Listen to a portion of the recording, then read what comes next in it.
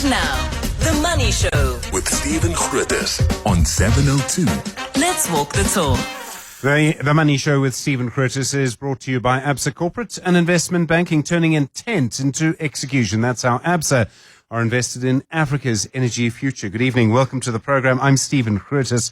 One of those days when there are quite a few different things going on, and at the same time, really, everything's kind of dominated by fuel prices. International oil prices down, but petrol prices going down on Wednesday for various technical reasons, slate, levy, this, etc. But then diesel going up, and we've been told before about the diesel refining capacity problem.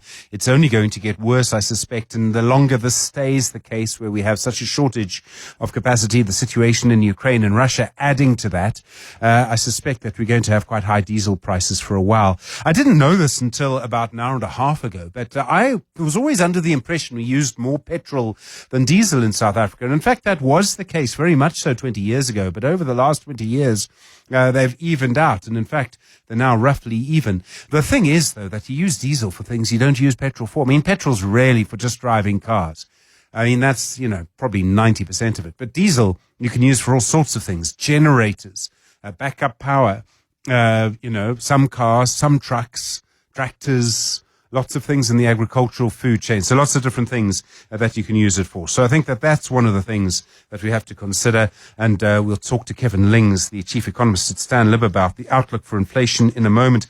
Some figures coming out in the Purchasing Managers Index, sponsored by ABSA, that are pretty poor and shows a real weakening of sentiment. We've made the point so many times. The longer the crisis in Iran, around Iran goes on, in the Strait of Hormuz, the longer this problem is going to go, and the cumulative effect of it, as it starts to erode all sorts of things. Selo Sekele is at ABSA. We'll talk to Selo about that in about 10 minutes.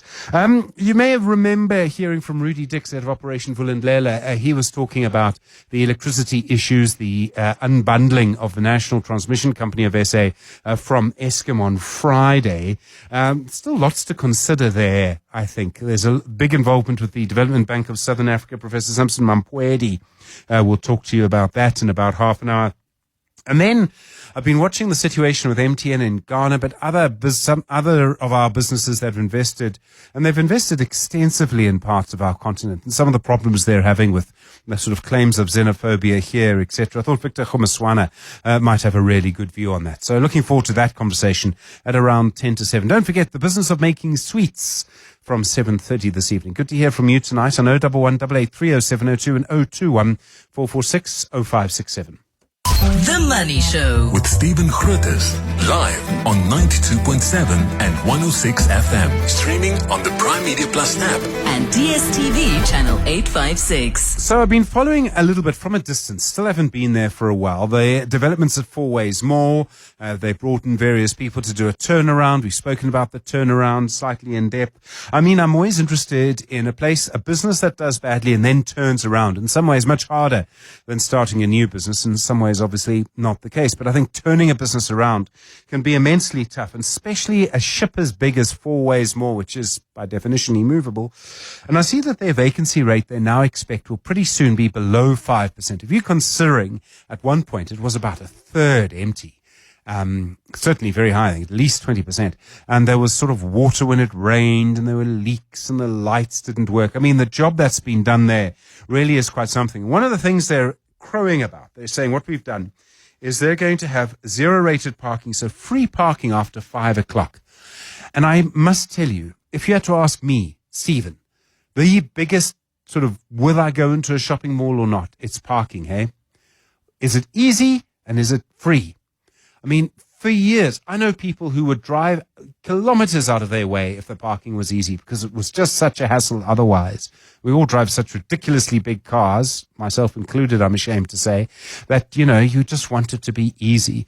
What is the big thing for you? What makes you go to a shopping mall? What stops you from going to a shopping mall? Always remember a friend of mine, I think it was Aubrey, saying, he'll never go to the Mall of Africa because he can never find his car. Me too. But where would you go, and why? And where won't you go, and why? What is the big thing that'll make you go to a shopping mall or avoid it? Please, 072 702 1702.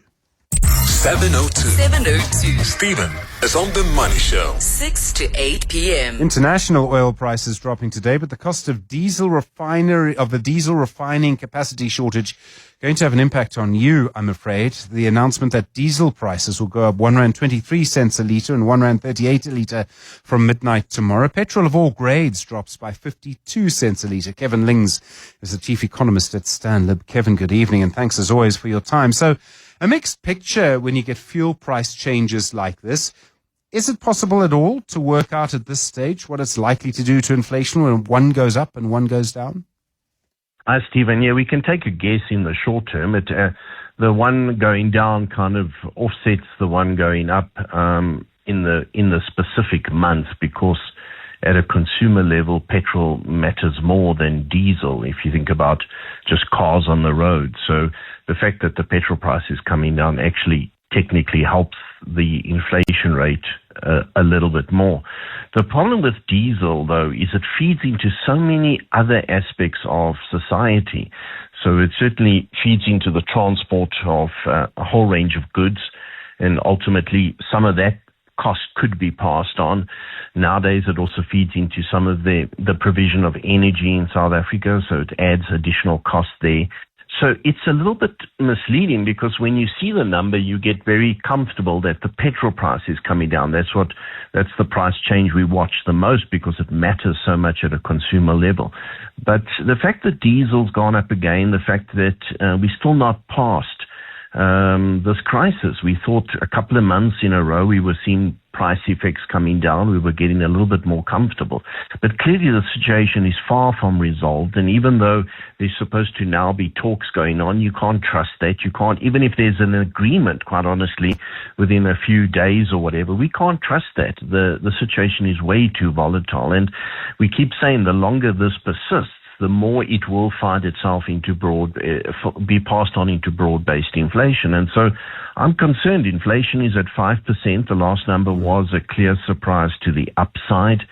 And my forecast suggests it goes to 5.5%. Now, perhaps that's not a crisis, but it's going to put upward pressure on interest rates. Well, I mean, it does all sorts of things. I mean, does a diesel price increase have much of an impact on food prices? I mean, it must affect the agricultural value chain quite specifically. Yeah, so it has, definitely.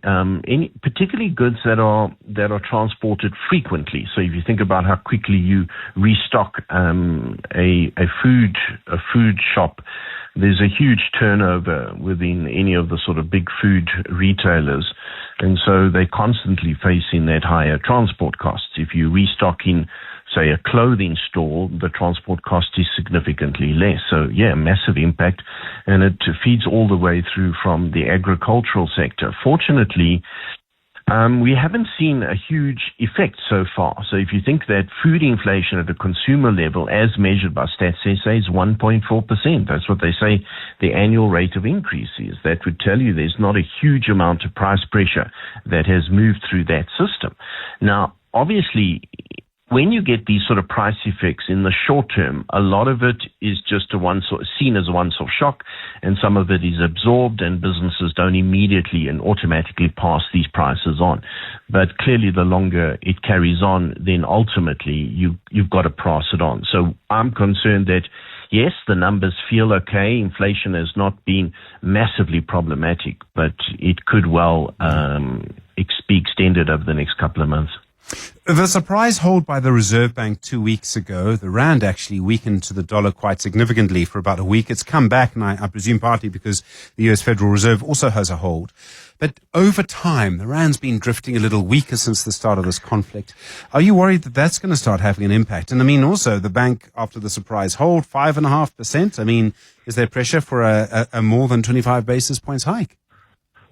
So the currency, yes, it does put pressure on all kinds of things, including a price effect. And clearly, because it came under a little bit more pressure after the interest rate decision, it is a factor in this decision on the fuel and diesel price. And I guess overall, yes, it's weakened a bit, but it hasn't been too problematic. And part of that is simply because the dollar itself has actually been quite weak, and then weakened further because the Fed kept their rates on hold. And so we're not feeling the sort of typical pain we could under sort of normal circumstances, if you like, where the rand has a tendency to be significantly weaker.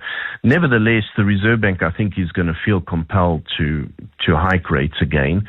This isn't the top of the interest rate cycle. It's too far away from the 3% inflation target that the Reserve Bank has. And clearly, if they don't respond, there are reactions in financial markets. And there's also the perception, the important perception, and you run the risk that you create this perception that the Reserve Bank's okay, it's comfortable with inflation being above 5%.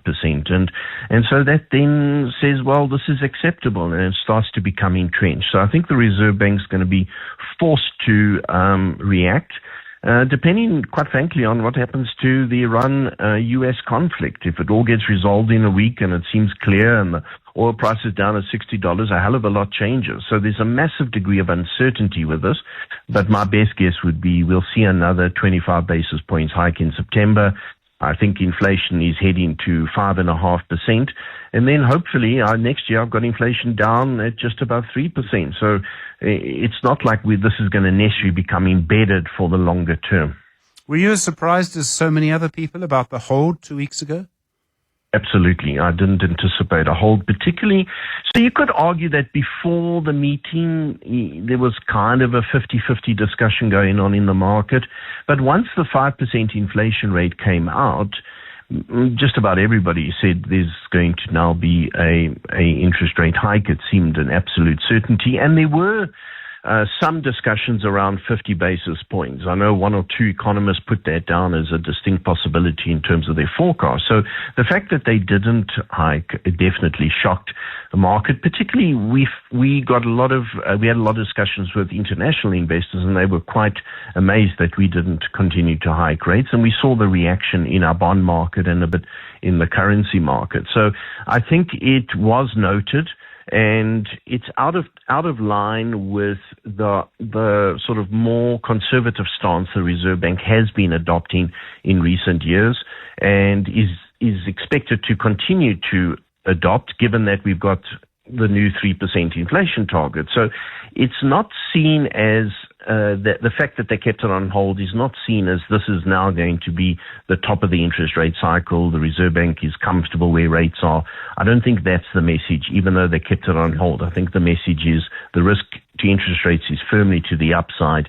And if the latest sort of forecasts on inflation turn out to be correct, I think they're going to be forced to hike. Kevin Lings, thanks so much, Chief Economist at Stanlib. Sobering as he has been so often recently, 21 minutes after 6. The Money Show with Stephen Grootes On 702. 702. While we're talking about inflation and fuel prices, the ABSA Group Purchasing Managers Index dropping to its lowest level since the start of the year for the month of July. Silo Sakele is an ABSA economist. Silo, good evening. How sharp was the decline? I mean, this has been building for a little while. Evening to you and your listeners. So what I want to say here, Stephen, is that this print is not as bad, right? So let's look at what drove the decline, rather. So it's supply delivery times and inventories. So in terms of supply delivery times, I think a decline this time around is a good thing. So what we've seen recently, we've seen supply delivery times increasing when activity is decreasing. So what that tells us is that there's been some supply chain issues, right? And because this time around, delivery times are easing somewhat, even when activity is improving, it tells us that, the supply chain disruptions are getting better. And when you look at, for example, the Durban port activity, that's picking up. So I think that the print is not as bad as you would initially think. I mean, some things are going to stay as difficult as they are. So fuel prices, diesel prices. Some things are going to continue improving, and the Durban port would conceivably be one of them. And in fact, what you might just be seeing now is the beginning of the improvement. We hope so. When you look at South Africa's, ports where they rank in terms of the World Bank, I mean, we are virtually last, right? So you would hope that, this improvement in the Durban port is sustained. But we have to also acknowledge that there are ports that are still not firing the way we want them to. And the one that sticks out is the Cape Town Harbour, right? That's still underperforming. It looks like there's still a lot of work to be done there. But the direction generally in terms of the network industries here in SA is of a positive direction. Okay, so we had news today. Petrol prices are going down, but diesel, particularly for manufacturers, is going to be one of the sticky issues because I think this diesel refining shortage is going to be with us for a while, so that's going to keep prices up. How big a factor do you think it is in your index? Well, it's a factor, right? Because manufacturers are quite sensitive to input costs. So let's talk about two things. Inventories. I told you that inventories declined. But to us, it looks like inventories could have declined for two reasons. One, manufacturers are not that convinced that the current demand pickup will be sustained. Then two, perhaps they are waiting for input costs to come down so that they can purchase, right, and build inventory. So prices are quite important to them. So with diesel prices, increasing, especially at the back of the purchasing price index, coming down a bit in July. That's definitely not good news for how we think about the manufacturing sector.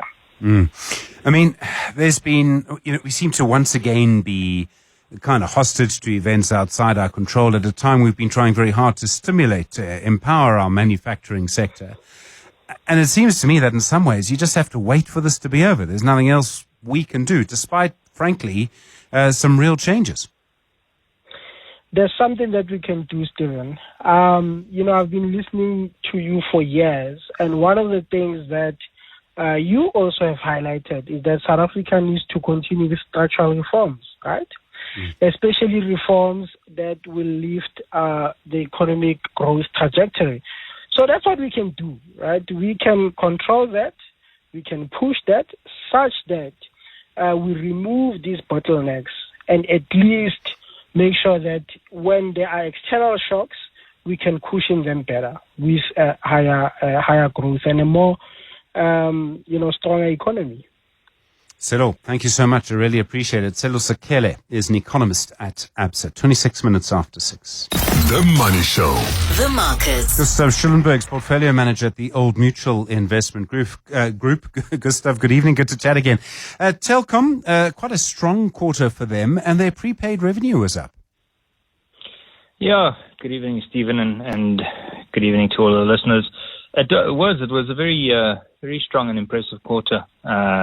Prepaid up, kind of their fiber and mobile services all up, and then obviously fixed line taking a bit of strain. But just over 3 billion in EBITDA and really doing well. There's a story in prepaid somewhere because Vodacom said that their numbers in prepaid were returning. They were doing quite nicely. Now we got Telkom saying they're doing quite nicely in prepaid. Someone's got to be losing out. Yeah, so there's only one other player, but if we look at their results, they aren't doing too bad either as a third competitor. So yeah, I don't know whether people are switching from or are more comfortable to switch from the contracts that they had to top up and prepaid, or whether it's the kids coming through with prepaid data. I'm not sure what the detail is in that, but good. I'm glad that Telkom is not the one that they are all feeding off of it, as was the case years ago. I mean, one of the interesting things about Telkom for the last year or so is their business that basically provides help to companies has just not been performing. And I find this quite interesting because so many companies are talking about AI, and yet they don't seem to be investing in their IT systems hugely at the moment. Yeah, I suppose it's unfortunately kind of a legacy thing where SA is a bit slow to catch up now. Not appreciating that this won't be a source of competitive advantage. It'll be an absolute necessity and a ticket to the game going forward. And many companies, I think, see IT as a grudge purchase expense rather than an investment in the business. And I think the winners of tomorrow are going to be the ones that are willing to move with the times and invest now. So it's unfortunate for Telkom, but I think if they hang in there a bit, they'll be one of the beneficiaries of this increased necessity for AI and IT spend. Anglo Gold, stellar results from Anglo Gold. Ashanti, their figures were up dramatically and their share price rocketing as a result today. Yeah, it's so funny. On Friday, the price was down because they had apparently disappointed versus consensus, and today the exact opposite. But we can see in the numbers that this is what happens when your commodity price does what gold did last year, and that's why these stocks have been stellar performers, kind of pricing in these kinds of profits coming through now.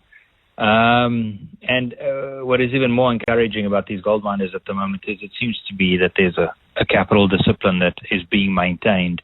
In previous cycles when the cash flow starts to hum, then the glory eyes come out and then the empires start to get built. But yeah, we've got dividends in most of these miners. We've got dividends, we've got buybacks, we've got disciplined capex.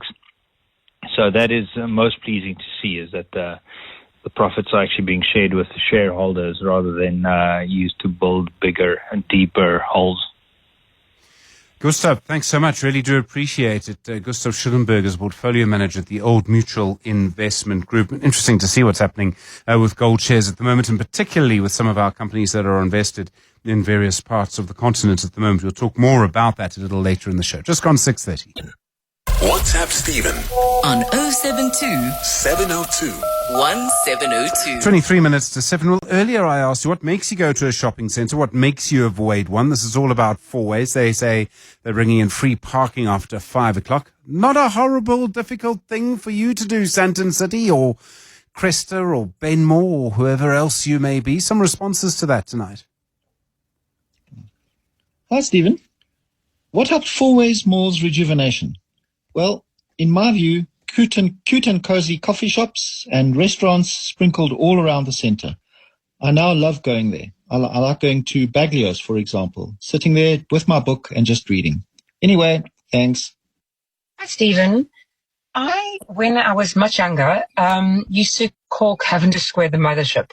And I used to go to Cavendish Square every single day of my life. It was like a social thing for me. And I worked nearby, I lived nearby, and it was just like a great break in my day to pop in there to have something to eat. I avoid malls at all costs now, always. The only thing that takes me into a mall would be like something like, for example, Willoughby's, which is quite pricey in the waterfront, so it's not like a regular occurrence. But I've also find that the quality of clothing at places like Cotton On, Zara, H&M, it's such terrible quality. I don't want to buy a clothing item that's only going to last me one season. I think that's just like the value system there is just wrong for me.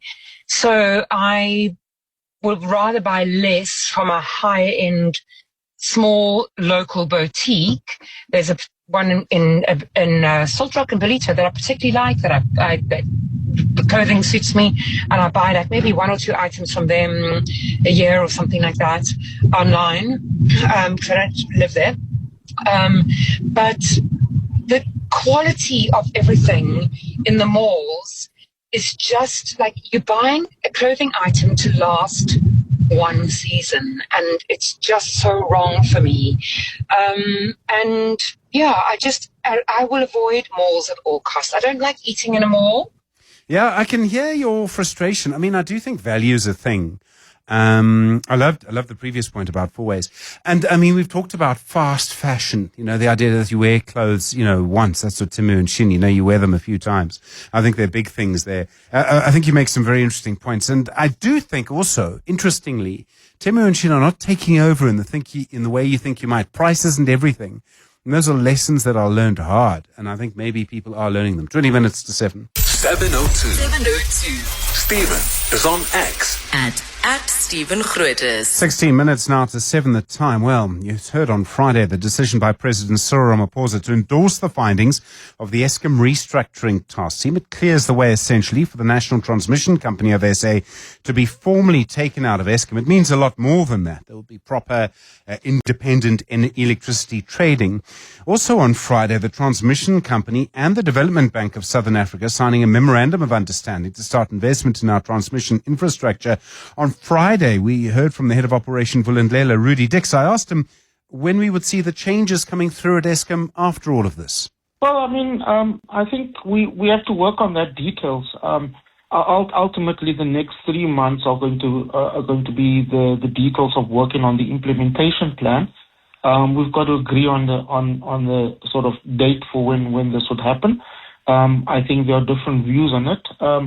But radically from a year from now, we do think that it's potentially possible for Eskom to look very different with the unbundling of the transmission system operator. Certainly, I think that would be an important part.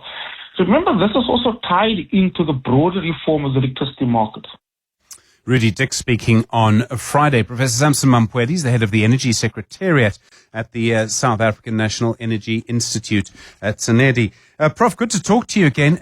There's been almost celebration in some quarters about this. How important is this in the development of our electricity sector? I mean, a lot of people say without this, we're never going to have a proper electricity trading market. Yeah, good evening, Stephen, and the listeners. This is quite important. It's a process that was supposed to have been started a long time ago, around 1998 or so. I must indicate that, if in terms of the developments around the world, over 90 countries, including the United States, the United Kingdom, Norway, and in Africa, you're looking at Uganda, they have successfully gone through this kind of a process to basically unbundle their utilities. There are a number of things that need to happen for the process to basically succeed. The first one is the getting the regulations properly in place that govern the entire process.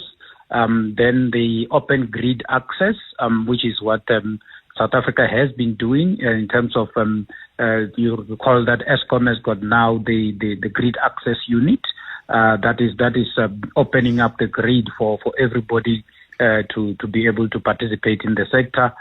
And the third and most important part as well is the cost-reflective tariffs. So once the unbundling takes place, the tariffs should be cost-reflective, mainly for Eskom generation to be able to make money, because some of the assets, especially the transmission assets, will be moved from Eskom to the transmission system operator, which basically means that there is a bit of an erosion in terms of the asset base that needs to be kept to be covered in the cost-reflective tariffs going forward.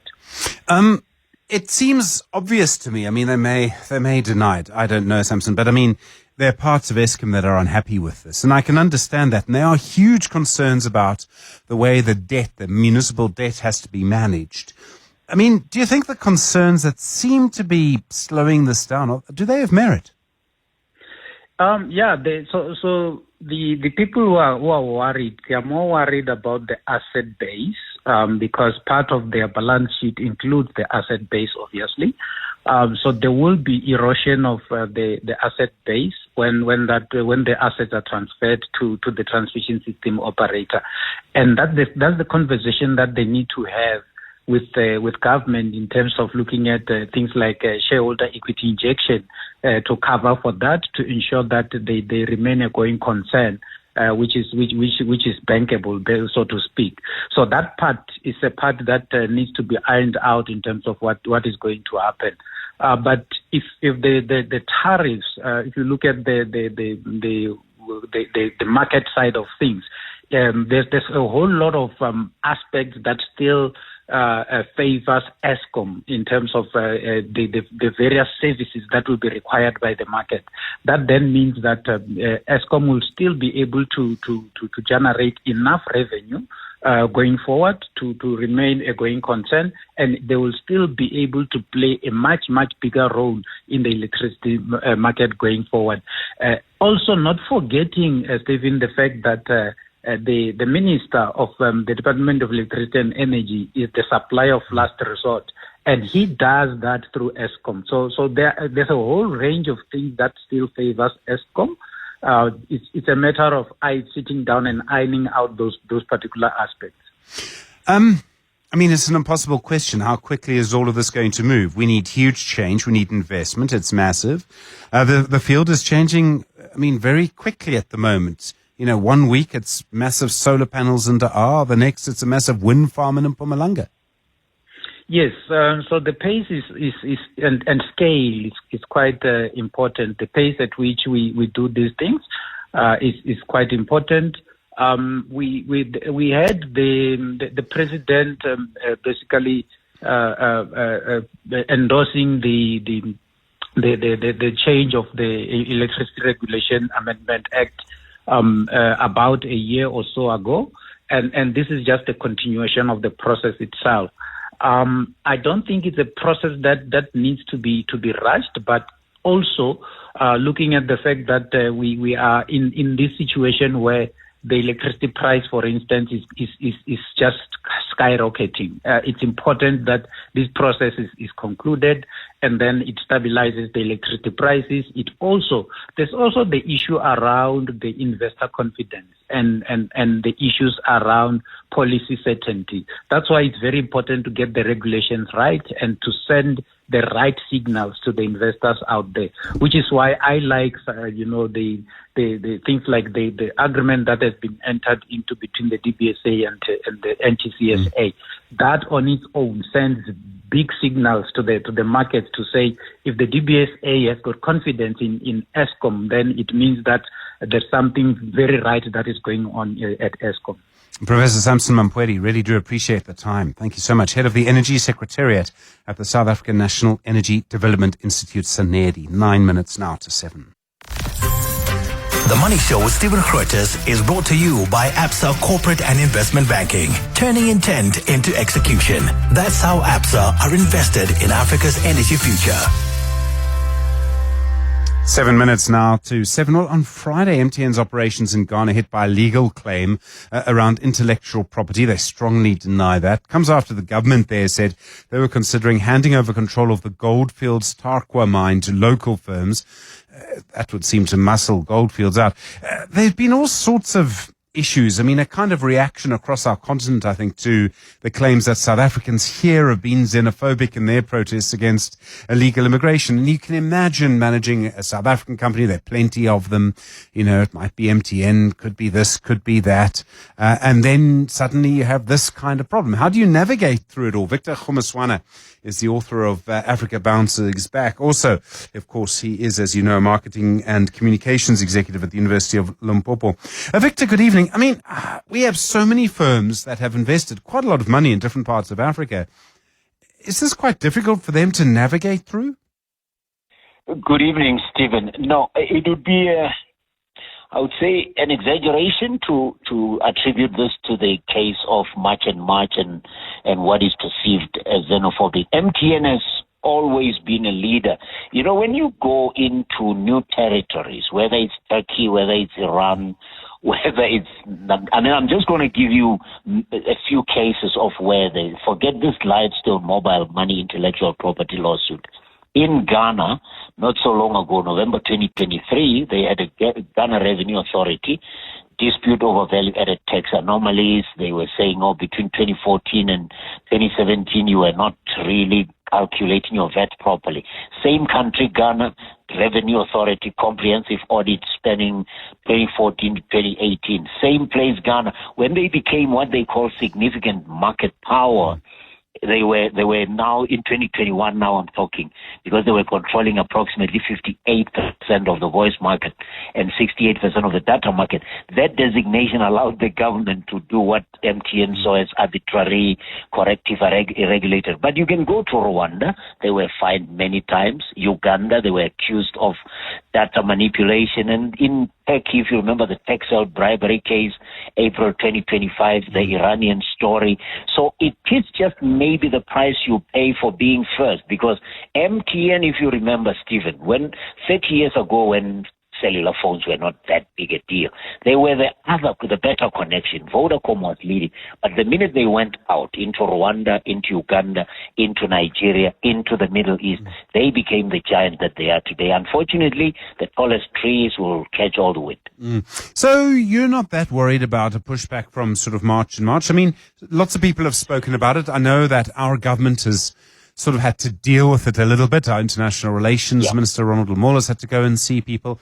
And let me be clear about this. And this is very, very difficult territory in some ways, but politicians in other countries have every motive. They have a constituency to protect, ours do, and to sort of say, look, we're going to look after our people. And then our people have lots of investments there. They might be easy targets, would be the fear. Right. They might be an easy target, but let's talk about it. Revenue authorities all over the world have targets. Even our own SARS does have targets. They will say, we're going to target big corporations that are not paying tax. And remember, accounting and tax tables change every year.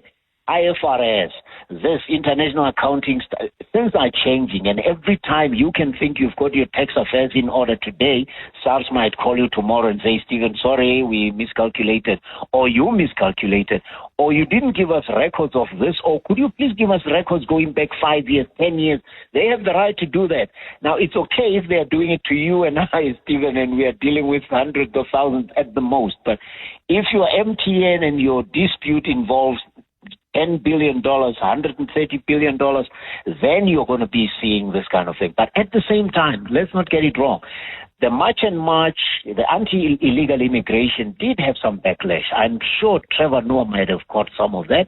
I think the artist Tyler might have caught some of that as well. So there is going to be backlash, but you don't take on an MTN and throw it out of the country because of that. Because remember, mobile telephony is not just for telephony. It's not people doing Instagram.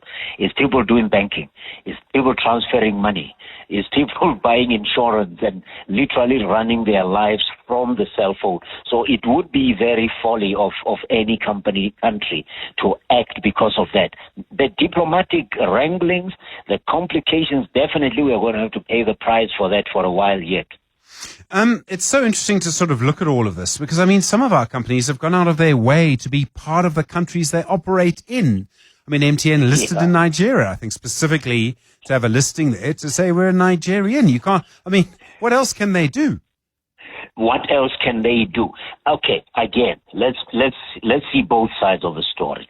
Definitely, when you list in a country, that's one of the biggest votes of confidence. You are saying, I believe in this country. I believe I can make a profit here, pay my taxes, and repatriate some dividends to the shareholders, wherever they may be. It's a vote of confidence. You are saying, I believe in the liquidity of the market. You won't lock in my profits if I'm trying to get them out. But listings are not always voluntary. In Uganda, I think they were forced to list at one point. So it's not always as it looks on the surface. When we ring the bell and say we are now listed, yes, it's all hunky-dory, but behind the scenes, sometimes you are given no choice. It's a matter of, do you want this license or not? And don't forget corruption now. Here we are talking about revenue authorities that might use their muscle, but then there are people behind the scenes who will say, if you want to get that license, remember, I made it possible for you, I can make it. So in the end, Stephen, doing business outside of your own borders carries that risk. You are going to and especially if you are successful. So I don't want to dispute the fact that you could be easily attracting all the attention because of your success. At the same time, if you are South African, I travel a bit. I know how when Mr. Mandela was president, it was so easy to travel. When President Mbeki was president, they would say, oh no, now when you travel, you start getting all kinds of backlash and say, South Africans. Whether they're right or wrong is another story. I'm in marketing. I deal with perception, and I know often perception matters more than fact. So we are going to have to do a lot of damage control on the basis of the anti-illegal immigration march. Thanks very much indeed. Really do appreciate it. Victor Khomaswana is the author of Africa Bounces Back and also a marketing and communication executive director at the University of Limpopo. Victor, good to chat again. You're with The Money Show, 7 o'clock. And now, The Money Show with Stephen Grootes on 702. Let's walk the talk. The Money Show with Stephen Grootes is brought to you by ABSA Corporate and Investment Banking, turning intent into execution. That's how ABSA are invested in Africa's energy future. Good evening. Yeah, so much to come tonight. We will talk in a moment about the latest developments around crypto, lots of developments around sort of a user's manual, they call it, but it's really about how crypto assets are going to flow under the new regulations. It seemed to me being treated essentially as kind of normal money. But that's not necessarily how the world works. So I'm intrigued to see how that's going to work. We'll also talk in a moment to Ian Mann. His book this week is Open to Work, How to Get Ahead in the Age of AI. There are plenty of these books, by the way. And I wonder if they're all really very good or not really. So we'll ask Ian about that. And then don't forget How I Make My Money, Claire RAK's Candy, how it's done so well. But I've never spoken to a sweet maker, despite my, at one point in my life, immense interest in the subject. I've never spoken to someone who makes sweets for a living. She has quite a story, by the way. So really looking forward to that from 7:30 this evening. One or two WhatsApp on the issue of shopping malls. Where would I go? Where would I not? Evan says, I'm not a shopping mall fan, but the ticketless parking apps have made it a pleasure when I do have to go. Yeah, Evan, I went to one this morning and I love that. Robert says, I could be possibly the absolute worst shopping center person in South Africa ever. I'm guessing here, and he'll respond to me tomorrow, but have you met John Nathan? Robert says, everything about them makes my skin crawl. The promotions in the aisles, the traffic, the human interaction. Wow, Robert. Okay. I mean, I've got a couple of certificates. I have a PhD in grumpiness. But Robert, I can come and learn at your feet. 10 minutes after 7. The Money Show with Stephen Grootes, live on 92.7 and 106 FM. Streaming on the Prime Media Plus app. and DSTV channel 856. I hadn't been paying attention back in 2021 when this one started. This is about a company in the US called Capital One. They manage money. Good name. And the US President Donald Trump. And in 2021, they closed the bank accounts of his family. And they've sort of never been kind of very clear as to why he sued them. He said this was part of their woke policies. He said that they were trying to sort of pull away from him and his family after the storming of the mall in 2021. You know, the sort of, I don't know, what, it looked to me almost like an armed uprising. But anyway, now the Trump people have been sort of going to court against Capital One. And so Capital One have been forced to explain the reason. Bear in mind, I presume, like our banks, they're very careful about why we don't want to do business with you. So they will say it if you sort of put you put them on terms, which is what's happened in this court action. And Capital One says it was because we spoke to an independent money laundering expert. We looked at the accounts run by the Trump family through our operations, and we decided that there was too much of a risk of our facilities being used for money laundering. That's quite something, hey? You literally accused the sitting president of the United States of America of money laundering. Now, at the same time, you've got the same family making a huge amount of money from crypto memes and meme stocks and all of these things that turn out really to be worthless, and they make the money. So I don't know. The story is going to run and run and run in so many interesting ways. 12 minutes after 7. The Money Show on 702. Monday to Friday, 6 to 8 p.m. Well, the Reserve Bank and the National Treasury now publishing, it's called a crypto asset manual. essentially it's draft regulations about how crypto assets will be managed when they flow across borders. I suppose the main aspect of it is that under these regulations, if you want to move crypto out of South Africa, you would have to use an authorized provider, and then that person would report the movement to the Reserve Bank. Charles de Wet is a tax executive at ENS Africa. Charles, good evening. You're very generous with your time for us, so thank you. A huge amount of conversation about these plans by government. How would these draft proposals change the current situation?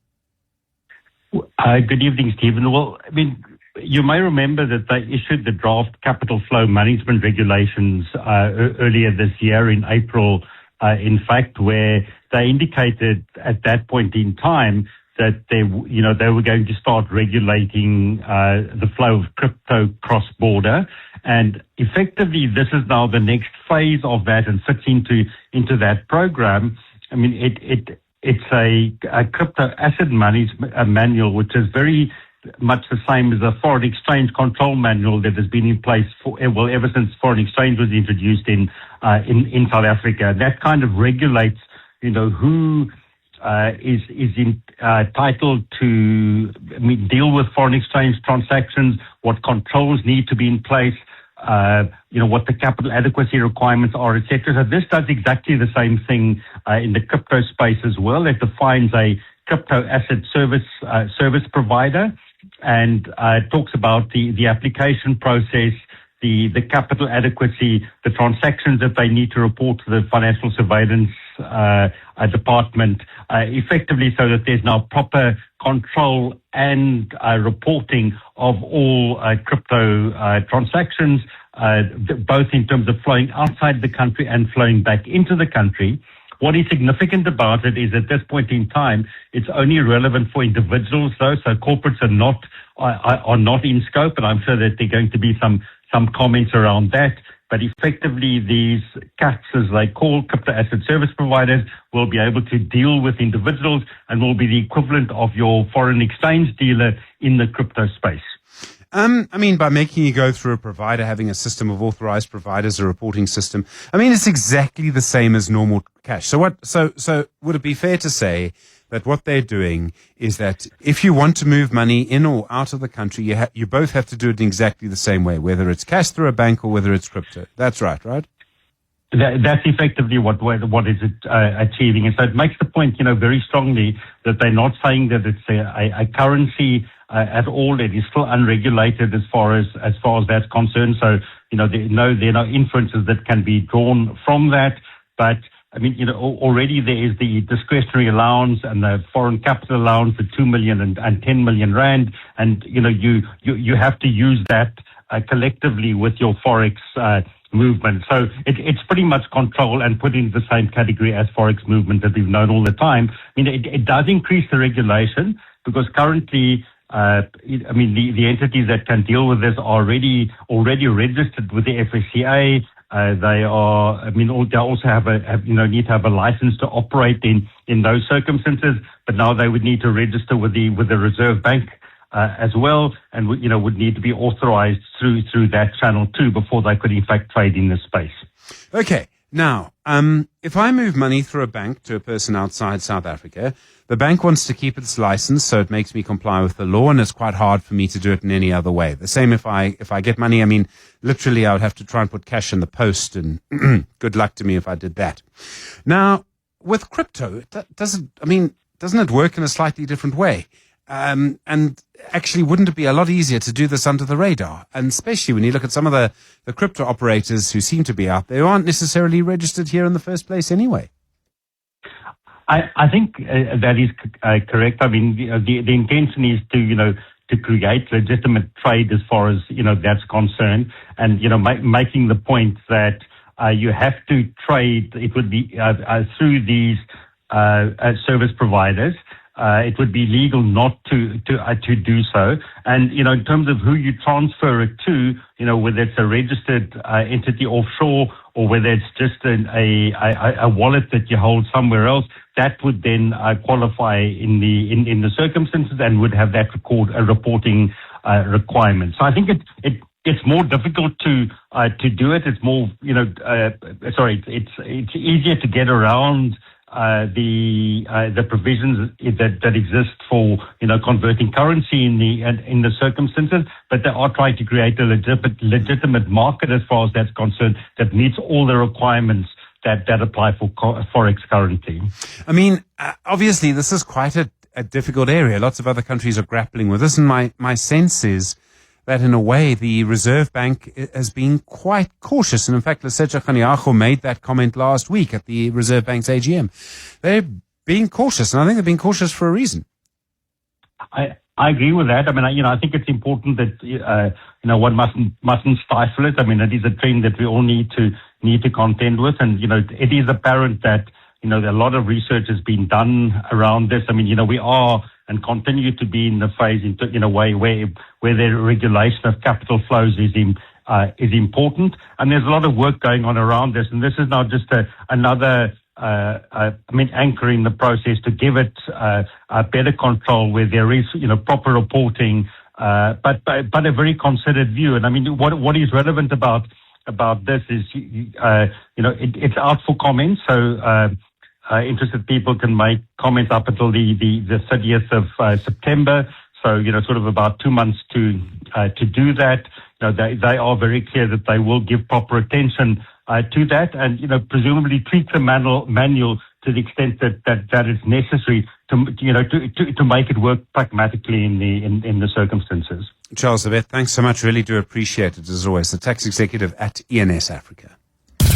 The Money Show with Stephen Grootes on 702. 702. Argument today in the Western Cape High Court about the Expropriation Act. There's sort of 3 separate applications against it. They had them all at the same time. You had the Institute for Race Relations, the Democratic Alliance, and AfriForum. You had government on the other side. And I have to say, when it comes to expropriation, I don't know. Look, let me make a couple of comments first. Land, the issue is going to be with us because the ownership of it is unequal, because the way in which that unequal distribution of land came into being through violence by white people against black people underpins to a large extent much of the racialized inequality we have now. So that's my sort of starting point for trying to understand this issue. The second thing is that anywhere in the world, when you try and change land ownership patterns, the people who own the land are almost always rich, and they will use that against you. So you can go to Britain and you will see the same thing. It's incredibly hard to change. The thing that I think we're seeing in our current day is that people are trying to scare their constituencies. It's a local election. Why would a political party be part of this court action now? What I don't see, and you might see this as a criticism, it's not meant to be, but if you're Julius Malema, you possibly will. What I have never really seen is a strong sentiment within the ANC, which is still the biggest party, to really go ahead and expropriate land or anything else on a large scale. I've just never seen it. There have been conversations, there have been lots of arguments within the ANC, and a lot of it is kind of symbolic, but actually going ahead and doing it, never had that sense. Now, you may have a different view. The reason I say all of this is I'll just be aware on all sides of the scaremongering around this. It's a big issue, not going to go away. Will ebb and flow, come and go in our politics, but not going to go away because of what it is. But just to say, beware the scaremongering. 21 minutes after 7. The Money Show. Business books. Well, Ian Mann, of course, is the person we speak to about so many of our books. He's the MD of Gateways Business Consultants. Ian, the book we're looking at tonight is Open to Work, How to Get Ahead in the Age of AI. It's by Ryan Roslansky. Ian, I'm not going to tell you how many books there are about AI at the moment. I don't even want to dare go onto Amazon and check, because by the time I finish checking, the number will have changed. So, it's overwhelming. Yeah. And most of it is could be very interesting, but it's nothing like this, and I want to tell you why. Well, my first question was going to be, is this any good? Yes, this is very, very good, and I'll tell you why. Firstly, the authors are the 2 most senior people in LinkedIn. Okay. Now, why that's relevant is because that is the largest professional database on planet Earth. They have 1 billion people, not all billion active, but they have 1 billion people to look at, which means that they know an enormous amount about what's happening in terms of the labor market, in terms of professional markets. They have a lot of data available to them. Secondly, the approach is that don't bother fighting this stuff. Luddites were here, they've gone. Then we had people after, even before them, I'm not sure before, after Gutenberg, before, who were against people printing books. They're going to happen anyway. Anything that's good is going to happen anyway, so just deal with it. And if you're not afraid of AI, you probably don't understand what's going on. It is going to definitely take away jobs from a lot of people. The taking away of jobs doesn't mean that you're going to be on the street begging. Yeah. And this book is the most sound, most intelligent book I've come across on how not to have to be on the street begging. There are ways of dealing with this if you understand what's going on, and the whole book is designed on what you can do to ensure that you are still relevant when the AI takes over all the jobs that used to have been that factories were actually designed for with people in them. Okay, so what's the secret?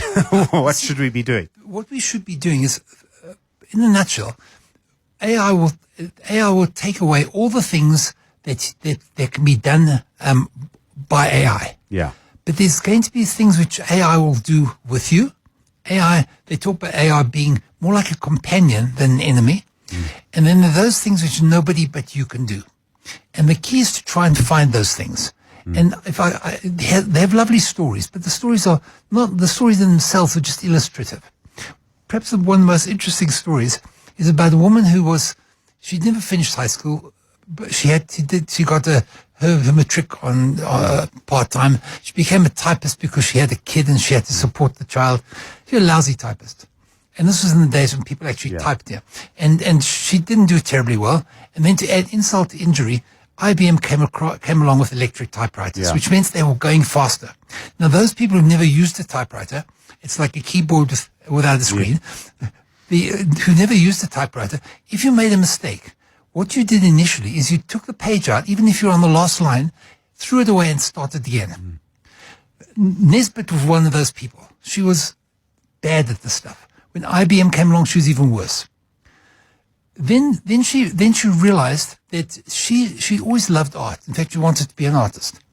She came home one night and she decided to mix paint and put it in a little bottle and she took a tiny brush. And the color was exactly the color of the paper that the bank that she worked for used. And what she did was she scotched out any mistakes that she made, which meant that she didn't have to retype it.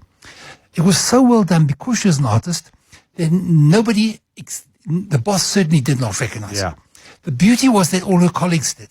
And they asked her to make stuff. She started making the stuff at home. Eventually, this got into one of the papers. I think it was GE or one of the big companies, bought a lot of her stuff. It went viral. She got fired and sold a business eventually for about $200 million. Sure. In those days, which is, So the point is this. That illustrates the things which only you know, and they're human things.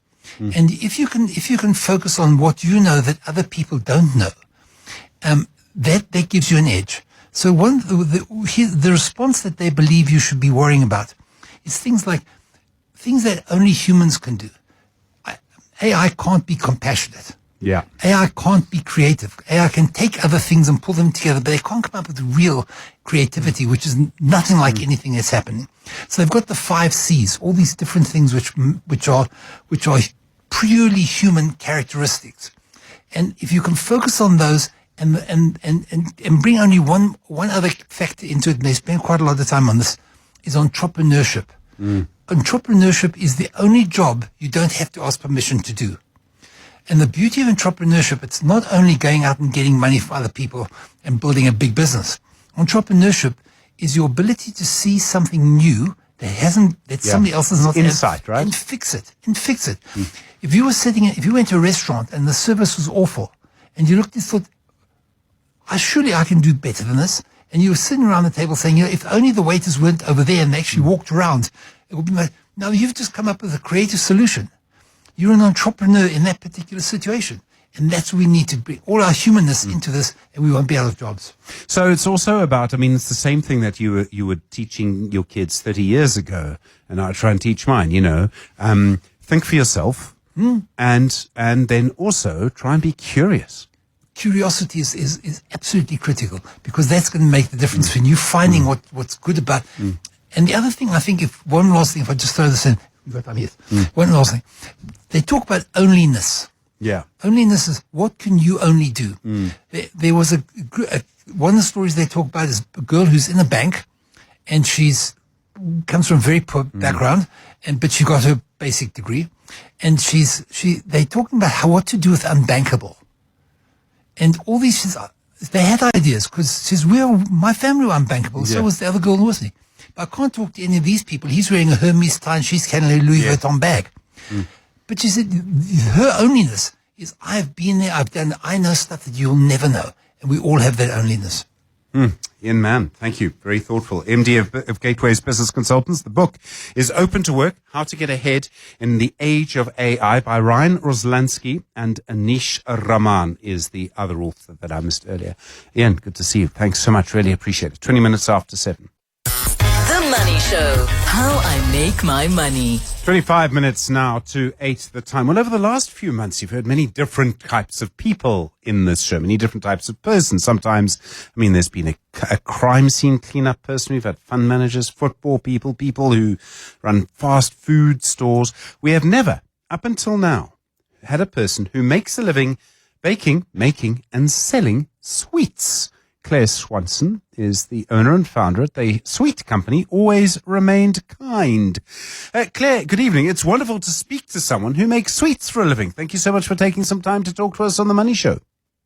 Good evening. Thank you, Stephen. Isn't it just fun? Yes. So much fun. The only time I stepped into the kitchen as a kid was when I came across, I presume in a newspaper, it was so long ago, a recipe for toffee. Now, let me just be clear. The recipe was probably very good. My toffee wasn't great. How did you come across making sweets? Were you a lot better at it at a young age? I think I've just always had this entrepreneurial itch. And for my school fees, I spent 25 years in corporate in the product development side of the world, food product development. And so I was afforded, fortunately, loads of opportunity to travel the world and eat food for a living. And then partnering that with just this drive to feed people. I think that's one of my love languages. I stumbled upon this crazy idea in Mexico City, which is gummies or candy coated in this sweet, spicy, sour, savory profile. Yeah, that happened in 2019. Before you and I go any further, we need to talk about the word gummy. Okay, because I have a I don't even understand what I'm talking about half the time. So when I was young, gummy was a bear that bounced. Okay? I don't know if you remember. I can still sing the whole song if I have to. Then it became like a sweet, like what I remember as a jelly baby, something quite similar to that, right? Now, you have to be quite careful what gummy you buy. Do you buy it for your parents? Do you buy it for your children? Do you buy it for you? Because it often has cannabis or something else in it. So when you talk about a gummy, what are you talking about? I'm talking about the same boring regular gummies you find in a retail aisle, but we've just taken those gelatine, fruity flavored gummies and coated it in a sour, fruity based sauce and this chili lime salt. And that's what gives you this very interesting kind of roller coaster of flavor. Okay. So definitely not the type that gets you somewhere else. Yes. Okay. All right. I get that. How did you come across, why specifically that? Did you experiment with different things? Was this, when you were in your corporate life, was this always rolling around in your head a bit? Yeah, just always kind of becoming kind of hyper-focused on different food trends and then kind of playing it out in the kitchen. But this came from a trip to Mexico in 2019 with my partner. And we were going there to obviously eat lots of amazing tacos. I was obsessed with street tacos. And after having a taco the one day, I went across the road and this lady was selling a whole kind of plethora of candies. And the one that I tasted super familiar to me, but I'm not Mexican by any means. And it was the tamarind in the sweet that was the familiarity or the nostalgia, because I grew up in Cape Town and I ate lots of candy that had a tamarind base or tamarind flavor. And so that was half the winning recipe. And then fast forward to lockdown, we're all at home, we're busy experimenting in the kitchen. And while some people are making banana bread, I was making Mexican candy. Some of us were making other things. I mean, I should have known there was a lockdown story here. I mean, there are one or two companies I know that emerged from lockdown. I mean, do you see that as like the key moment for you? Yeah, I think I was definitely for a while prior to that looking for a kind of way to maybe just kind of test my way out of corporate, because I'd literally gone out of high school straight into corporate and worked at one job, worked my way up my entire 25-year career. So I was definitely looking for some other opportunities, and I think the corporate bureaucracy was getting to me a bit. So yeah, I think this opportunity really fell in my lap, not really thought through much, and with no real safety net, I just decided to take a leap of faith. Okay, so I've never actually asked anyone this. How do you make a sort of gelatine-based sort of gummy? Those kinds of things. I mean, I've had plenty of them. Wine gums was always my favorite. How do you go about making them? What's actually in them for a start? Yeah, so for us, actually, what we did is we don't physically make or manufacture the base gummy. We actually get in really good quality gummies, either imported or locally made, that have a fruit flavor. And what we spend time in development is making our proprietary chamoy, which is the sauce. That's made with lots of dried fruit, apricot, hibiscus, chili, vinegar. And then we import the spice from Mexico called tajin. And I often tell people my business exists because I'm fanatical about tajin, but it's the chili, lime, salt. Maybe you would have experienced it on a margarita. But this is what is on the candy or the gummy that's already made, if that were to be. Yeah. Okay, so, I mean, what's so interesting about that is when you list those ingredients that you're putting in, I mean, they all sound like something you could put in a salad. Some of them seem so healthy. Yeah, so Mexican culture of like snacking and candy eating is so interesting, and always been kind of this play on sweet and sour and spicy, and lots of people actually crave that. If you think of like going to Durban, you'll have a pineapple with chili salt, or Thai people will have chopped fruit and put something savory on. So that like trend actually is a term called swicy, sweet and spicy, is kind of all the rage at the moment. And people generally crave it around like 3-4 o'clock. You just crave this like sweet, salty kind of thing. So our product's very like more adult profile in terms of the flavor, because it's got a bit of heat. And people either love it or they don't. Do you think it's like one of the reasons that so many of us will like a Coca-Cola, it's not just the sugar. It's easy to put sugar in a drink. It's the combination of the sugar and the salt. That's what gives it. Yeah, that was what gives it that kick. Is the same thing happening here? The combination of two different things, the sweet and the sour, that makes it. I mean, it's quite a complex thing. It's not just one or the other. It does different things to different parts of your tongue. Exactly. It's more of an experience as just having a sweet, all-round sweet candy. So that's kind of the base of it. And I think, just that like play of, most people like want this like experience of either too spicy or too salt, too sour. And this product gives it. And also South Africans I knew from like my school fees in development particularly love the profile of fruity and sweet. And that was the base of the Mexican candy already. So I knew there was something in there that could potentially work. I like the phrase you made about the way you described it as an experience. Because there's so many, there's so many different types of sweets out there. Do you think part of the success comes from being something that's slightly different? You're getting two test centers for your money, basically, two taste centers for your money. Yeah, and I think it's just kind of this disruption in a market that's been pretty kind of stale or same for a while. I think that curiosity that comes with trying it for the first time and then not sure, and then later you crave it, that's kind of what the experience is all about. It's so interesting. I mean, when you started, were you the only person that you knew making something like that? I'm trying to get an indicator of how important that point of difference was. It definitely was. No, I hadn't seen anybody else making it locally. The trend I'd seen on an app called TikTok, and it was already kind of quite big in the States. Mexico already was eating sweets like that. When I'd made it, I didn't know of anybody else. And then like very soon after, it was kind of trending because all these social media influencers were tasting it online and reviewing it, etc. And then like little home industry, mom and pop businesses were also starting to make it. So yeah. But we spent a lot of time making sure that on the front end, the product looked like it was ready for retail. So even though I was making it physically in my house, on the front, the packaging, we spent a lot of time on designing and making sure it was really like aesthetically it looked amazing, but also it looked like something that was imported. And I think that's what got the attention from the Checkers buyers at the time, which was 4 years ago. And they've walked the journey with us to be able to scale and take our business onto the next step. Yeah. If you want the high end, it's got to look high end. Okay. Yes. I would love to talk to you, Claire, about how you came across this particular formula. I don't know if you had particular help. I mean, was it a family effort all in the kitchen, boiling, watching, adding, someone was tasting, was it that kind of vibe?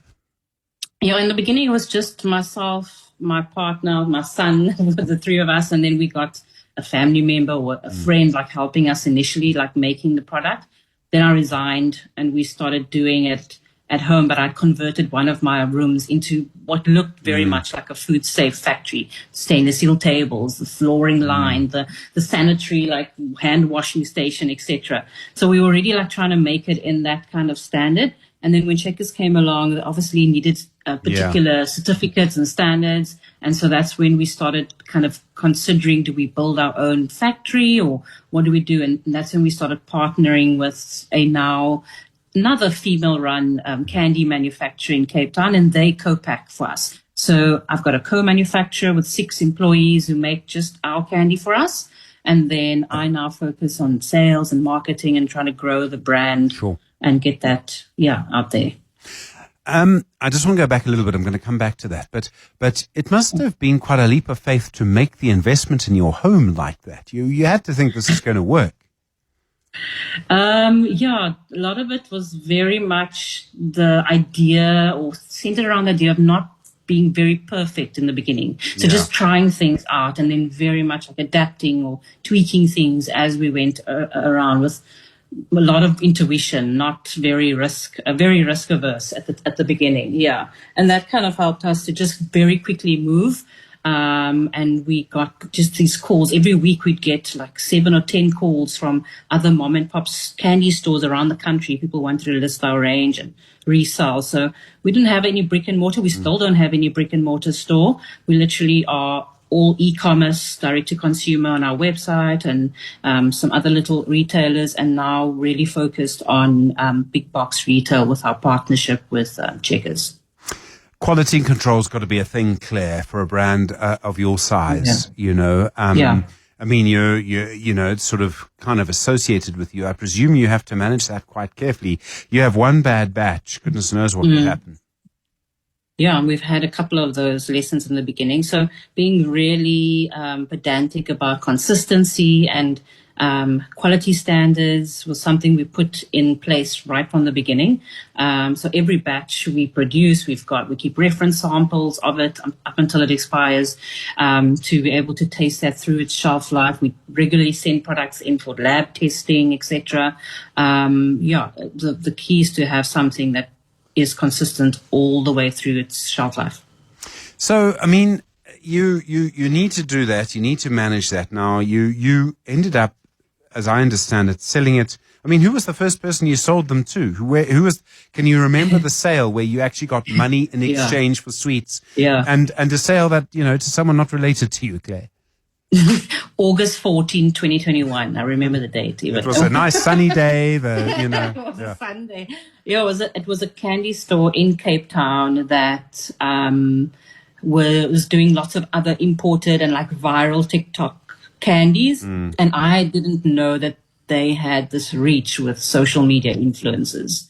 And so they really helped in kind of like getting the product in those hands, and people started reviewing it, tasting it, and then coming back, and then just like, overnight the house turned into a candy factory. There's a kind of Netflix book, The House That Was, anyway. So So I know nothing about the kind of local sweet shop business. When I think of sweet shops, I really think of one or two chains I come across at the airport that, I always think are a little overpriced, frankly. But, local sweet shops, are there many of them? Yeah, I think we've got over 100 little candy stores that buy. And then now we have a national distributor who gets it into kind of outlying areas and into some of the other retailers, forecourts. So loads of opportunities we're wanting to look at. At the moment, we're just scratching the surface. We launched in 10 checkers, and now as of this week, we go into another 10. So we'll have 22 stores within this week, and hopefully 47 by November, and in Johannesburg by Jan. That's sort of our trajectory. So trying to grow organically and just kind of pull the handbrake a little bit. Because with growing so fast, so quickly comes other challenges like working capital and cash flow and those sort of things. So, everyone often thinks entrepreneurship is a fairy tale success. But, there are many days that I sit and think, okay, what do we focus on now? Who do we pay this month and so forth? So, those are things that are realities of entrepreneurship. And suddenly you're back in corporate. We'll talk about that in a moment.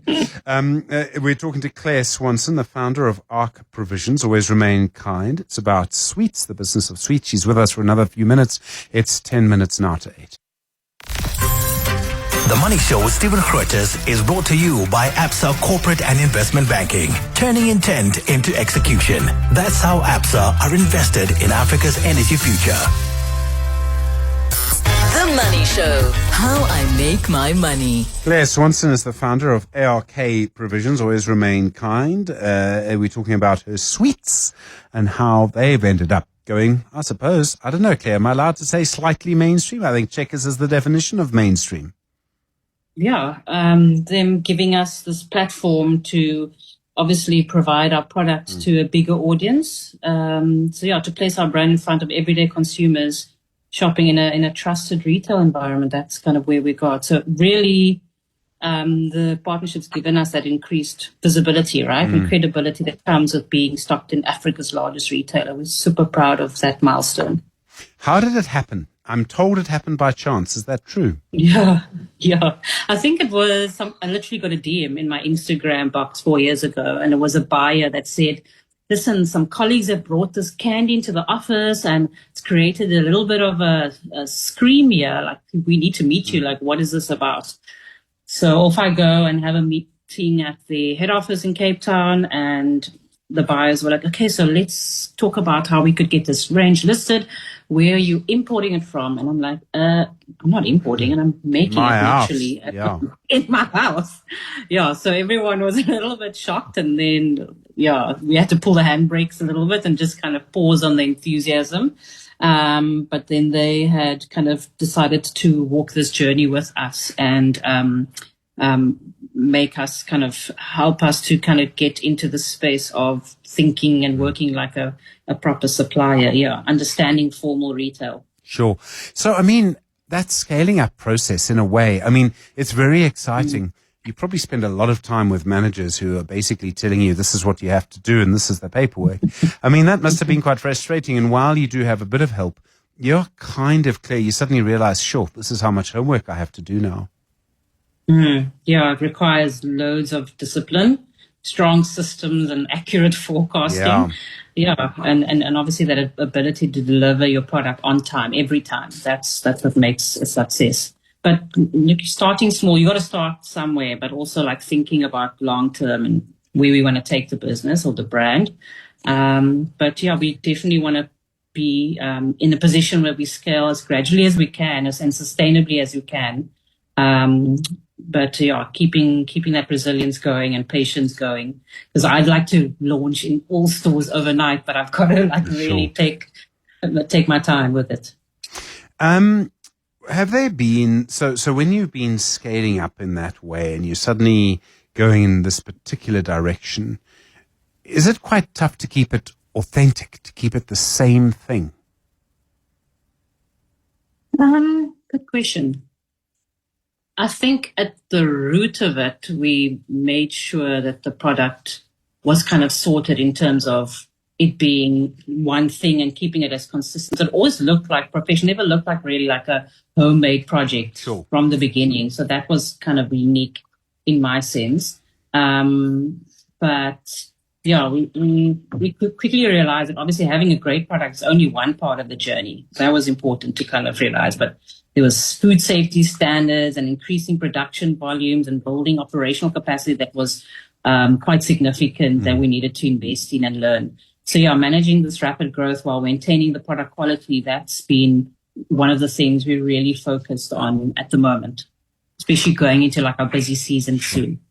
And have you always been able to get the raw materials and the quality of the raw materials that you need? Because you have one problem there at, going into a festive season, for example, that would be a real problem for you. Yeah. In the beginning, we had a couple of bits and bobs we had to like swap because we were buying some product at like a retail store. But then as we knew we were going to look at scaling, we tried to get closer to source, meeting with suppliers, setting together like standard operating procedures and all the specifications to just lock down what exactly it is we're wanting. And I think just also entrusting my co-packer and their standards and also their relationship with those suppliers. We've, touch wood, haven't had any major issues to date because we kind of keep like checking every batch. We make sure from the beginning that there are good ingredients going in because that can only give you a good product coming out.